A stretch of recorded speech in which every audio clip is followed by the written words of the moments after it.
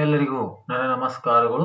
ಶೈಕ್ಷಣಿಕ ಮನೋವಿಜ್ಞಾನಕ್ಕೆ ಸಂಬಂಧಪಟ್ಟಂತ ಘಟಕ 7 ಈಗಾಗಲೇ 6 ಘಟಕಗಳ ವಿಡಿಯೋಗಳನ್ನು ಮಾಡಿದ್ದೀನಿ. ಇದು 7ನೇ ಘಟಕ ಮನೋವಿಜ್ಞಾನದ ಮೇಲಿನ ಪ್ರಯೋಗಗಳು ಅನ್ನುವಂತ ಘಟಕದ ಮೇಲೆ 20 ಪ್ರಶ್ನೆಗಳ 20 ಬಹು ಆಯ್ಕೆ ಪ್ರಶ್ನೆಗಳ ಒಂದು ವಿಡಿಯೋವನ್ನು ಮಾಡ್ತಾ ಇದ್ದೀನಿ. ಈಗ ಆ ಪ್ರಶ್ನೆಗಳನ್ನ ನೋಡ್ತಾ ಹೋಗೋಣ. ಒಂದನೇ ಪ್ರಶ್ನೆ, ಏಕಕಾಲದಲ್ಲಿ 2 ಚಟುವಟಿಕೆಗಳ ಮೇಲೆ ಗಮನವನ್ನು ವಿಭಜಿಸುವ ಸಾಧ್ಯತೆಯನ್ನು ಅಭ್ಯಸಿಸುವ ಪ್ರಯೋಗ ಯಾವುದು? ಕಲಿಕಾ ವರ್ಗಾವಣೆ, ಅವಧಾನ ವಿಭಜನೆ, ಮುಕ್ತ ಸಾಹಚರ್ಯ, ಅರ್ಥಪೂರ್ಣ ಕಲಿಕೆಯಲ್ಲಿ ಆ ಉತ್ತರ ಇರ್ತಕ್ಕಂಥ ಬೋಲ್ಡ್ ಇದರಿಂದ ಅಕ್ಷರದಿಂದ ಅದನ್ನು ಗುರುತು ಮಾಡಿರ್ತಕ್ಕಂಥ.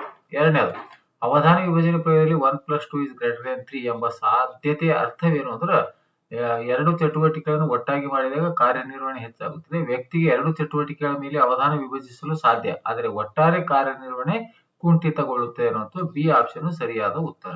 ಮೂರನೇದು, ಗುರುತಿಸುವಿಕೆ ಮತ್ತು ಮರುಕಳಿಕೆ ವಿಧಾನಗಳನ್ನು ಹೋಲಿಸಿ ಕಲಿತ ವಿಷಯದ ಧಾರಣೆಯನ್ನು ಅಳೆಯುವ ಪ್ರಯೋಗ ಯಾವುದು ಅಂದ್ರೆ ಅವಧಾನ ವಿಭಜನೆ, ನೆನಪಿಸುವಿಕೆ ಮತ್ತು ಗುರುತಿಸುವಿಕೆ, ಕಲಿಕೆ ವಕ್ರರೇಖೆ, ಕಲಿಕಾ ವರ್ಗಾವಣೆ ಅಂದ್ರೆ ಬಿ ಆಪ್ಷನ್ ಸರಿಯಾದ ಉತ್ತರ.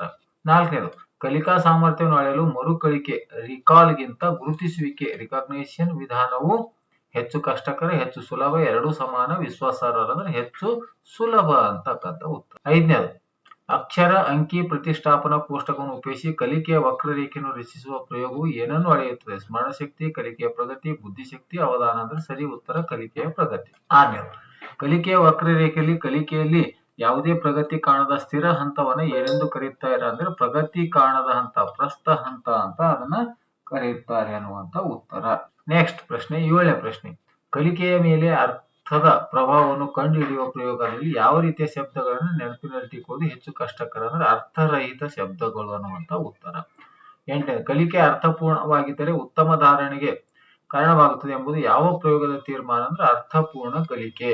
ಅವಧಾನ ಮೇಲೆ ಗದ್ದಲ ಮತ್ತು ಅಥವಾ ಅಡಚಣೆ ಪ್ರಭಾವವನ್ನು ಅಧ್ಯಯನ ಮಾಡುವ ಪ್ರಯೋಗ ಯಾವುದು ಅಂದ್ರೆ ಅವಧಾನದ ಅಪಕರ್ಷಣ ಪ್ರಯೋಗದ ತೀರ್ಮಾನ ಏನಂದ್ರೆ ಆಂತರಿಕ ಮತ್ತು ಬಾಹ್ಯ ಅಪಕರ್ಷಣದಿಂದ ಅವಧಾನ ದುರ್ಬಲಗೊಳ್ಳುತ್ತದೆ ಮತ್ತು ಕಾರ್ಯದ ದರ ಕುಂಠಿತಗೊಳ್ಳುತ್ತದೆ. 11ನೇದು, ಯಂಗರ ಪರೀಕ್ಷೆಯನ್ನು ಬಳಸಿ ಪ್ರತಿಕ್ರಿಯಾ ಅವಧಿಯನ್ನು ಕಂಡುಹಿಡಿದ ಸಾಹಚರ್ಯದ ನಿಯಮಗಳನ್ನು ಅಭ್ಯಸಿಸುವ ಪ್ರಯೋಗ ಯಾವುದು? ಮುಕ್ತ ಸಾಹಚರ್ಯ. 12ನೇ ಪ್ರಶ್ನೆ, ಮುಕ್ತ ಸಾಹಚರ್ಯಕ್ಕೆ ಹೋಲಿಸಿದರೆ ನಿರ್ಬಂಧಿತ ಸಾಹಚರ್ಯದಲ್ಲಿ ಪ್ರತಿಕ್ರಿಯೆ ಸಮಯವು ಸಾಮಾನ್ಯವಾಗಿ ಏನಾಗಿರುತ್ತೆ ಅಂದ್ರೆ ಕಡಿಮೆಯಾಗಿರುತ್ತೆ ಅನ್ನುವಂತ ಉತ್ತರ. 13ನೇ ಪ್ರಶ್ನೆ, ದರ್ಪಣ ಸೂಚಿ ಫಲಕವನ್ನು ಮಿರರ್ ಡ್ರಾಯಿಂಗ್ ಅಪಾರ್ಟಸ್ ಬಳಸಿ ಅಭ್ಯಸಿಸುವ ಮನೋವೈಜ್ಞಾನಿಕ ಪರಿಕಲ್ಪನೆ ಯಾವುದು? ಕಲಿಕಾ ವರ್ಗಾವಣೆ ಅನ್ನುವಂತ ಉತ್ತರ. 14ನೇ, ದೇಹದ ಒಂದು ಭಾಗ ಬಲಗೈ ಪಡೆದುಕೊಂಡ ತರಬೇತಿಯು ಇನ್ನೊಂದು ಭಾಗಕ್ಕೆ ಎಡಗೈ ವರ್ಗಾವಣೆ ಆಗುವುದನ್ನು ಏನೆನ್ನುತ್ತಾರೆ? ದ್ವಿಪಾರ್ಶ್ವ ವರ್ಗಾವಣೆ ಅಂತ ಕರೀತಾರೆ. 15, ಒಂದು ಸಂದರ್ಭದಲ್ಲಿ ಕಲಿತ ವಿಷಯವು ಇನ್ನೊಂದು ಸಂದರ್ಭದಲ್ಲಿ ಕಲಿಕೆಗೆ ಅಡ್ಡಿಪಡಿಸಿದರೆ ಅದನ್ನು ಏನೆನ್ನುತ್ತಾರೆ ಅಂದ್ರೆ ಋಣಾತ್ಮಕ ವರ್ಗಾವಣೆ ಅಂತ ಅದನ್ನ ಕರೆಯುತ್ತಾರೆ. 16ನೇ ಪ್ರಶ್ನೆ, ಪ್ರಯೋಗವನ್ನು ಮಾಡುವ ವ್ಯಕ್ತಿಯನ್ನು ಪ್ರಯೋಗಕರ್ತ ಎಂದರೆ ಪ್ರಯೋಗಕ್ಕೆ ಒಳಪಡುವ ವ್ಯಕ್ತಿಗೆ ಏನೆಂದು ಕರೆಯುತ್ತಾರೆ? ಪ್ರಯೋಗಾರ್ಥಿ ಅಥವಾ ಪ್ರಯೋಜ್ಯ ಅಂತ ಕರೆಯುತ್ತಾರೆ. 17ನೇ ಪ್ರಶ್ನೆ, ಸ್ಪರ್ಧಾತ್ಮಕ ಪರೀಕ್ಷೆಗಳಲ್ಲಿ ಬಳಸುವ ಬಹು ಆಯ್ಕೆ ಪ್ರಶ್ನೆಗಳು ಯಾವ ವಿಧಾನಕ್ಕೆ ಉತ್ತಮ ಉದಾಹರಣೆಯಾಗಿದೆ ಅಂದ್ರೆ ಗುರುತಿಸುವಿಕೆ ಅನ್ನುವಂಥದ್ದು. 18ನೇ, ಕಲಿಕೆಯ ವಕ್ರರೇಖೆ ಪ್ರಯೋಗದಲ್ಲಿ ಪ್ರಗತಿಯ ಕುಸಿತಕ್ಕೆ ಒಂದು ಕಾರಣ ಅಂದ್ರೆ ಅಭಿಪ್ರೇರಣೆ ಕಡಿಮೆಯಾಗುವುದು ಅಂತಕ್ಕಂಥ ಉತ್ತರ. 19ನೇ ಪ್ರಶ್ನೆ, ಬೋಧನಾ ಉಪಕರಣಗಳ ಬಳಕೆ ವಿದ್ಯಾರ್ಥಿಗಳ ಅವಧಾನವನ್ನು ಡ್ಯಾಶ್ ಸಹಾಯ ಮಾಡುತ್ತದೆ? ಕೇಂದ್ರೀಕರಿಸಲು ಮತ್ತು ಬಾಹ್ಯ ಅಪಕರ್ಷಣೆಗೆ ಒಳಗಾಗದಂತೆ ಮಾಡಲು.